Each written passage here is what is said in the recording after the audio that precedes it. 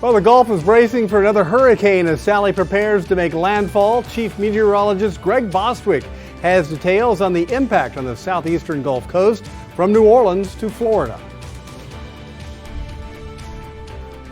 And the Southeast Texas Food Bank is temporarily closed due to COVID-19.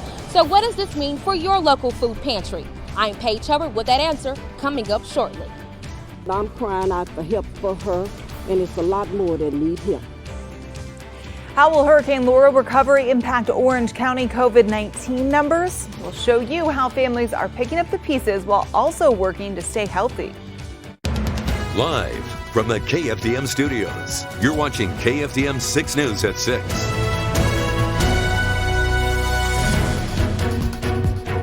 Thanks so much for joining us tonight. I'm Tiffany Murphy. And I'm Greg Kerr. Developing right now, Hurricane Sally is moving closer to the Mississippi coastline, and there's growing concern about the potential impact from rain and storm surge. Here's Chief Meteorologist Greg Bostwick, who's been tracking Sally for quite some time now. Greg? Well, that's right. The problem with Sally, and we've been down this road before, certainly with Harvey and Imelda, is how very slow it's moving. In fact, you could probably walk as fast as this one is moving, about 5 miles per hour.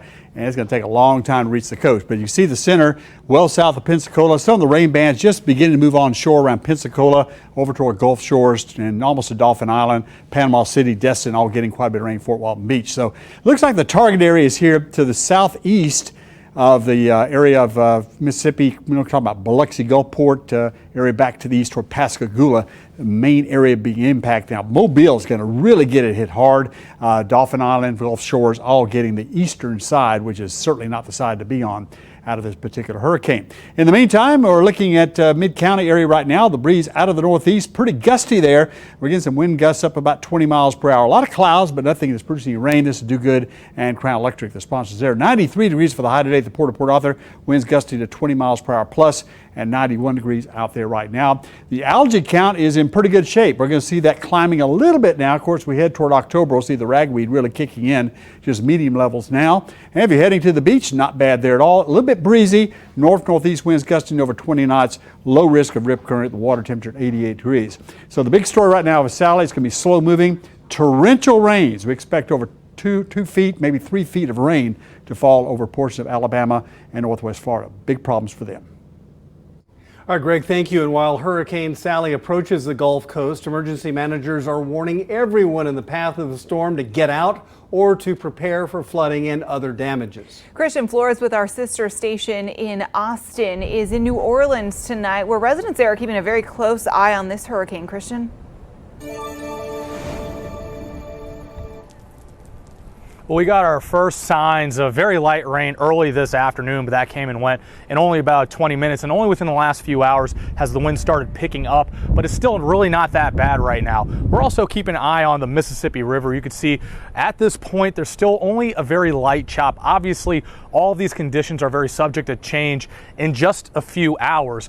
Now, neighbors did tell us that they've lived through enough of these hurricanes that they're really not that worried about Sally at this point. However, city officials are urging everyone to monitor these conditions very closely because a lot of rain in just a little bit of time could overwhelm the pumps and lead to flooding. I want our people to understand that if we do get too much too soon, then we will take on water. A stern warning from New Orleans Mayor LaToya Cantrell as Tropical Storm Sally intensified into a Category 1 hurricane in the Gulf of Mexico Monday and is quickly approaching the coast. Some businesses near the water began boarding up, and city crews closed down flood-prone roads. Neighbors also made their own preparations. I have a generator set up at the house, and like I said, I've been through Katrina, and it was really bad. I'm just hoping this storm turns and don't come up the mouth of the river, where we'll have high floodwaters. Despite the storm's power, the biggest concern for New Orleans residents is flooding. If it comes up the mouth of the Mississippi, water can overtop the levees. The pumps are another story. They're old, they need to be replaced. Repairing them just hasn't worked. All of the city's 99 pumps will be operational after 2 previously not working were repaired over the weekend. With up to 2 feet of rain in such a short period of time expected, emergency officials are still expressing concern and asking everyone to manage expectations. If we have 18 inches of rain over 3 days, we can probably handle that. But if we have 9 inches of rain in 2 hours, we're going to have issues.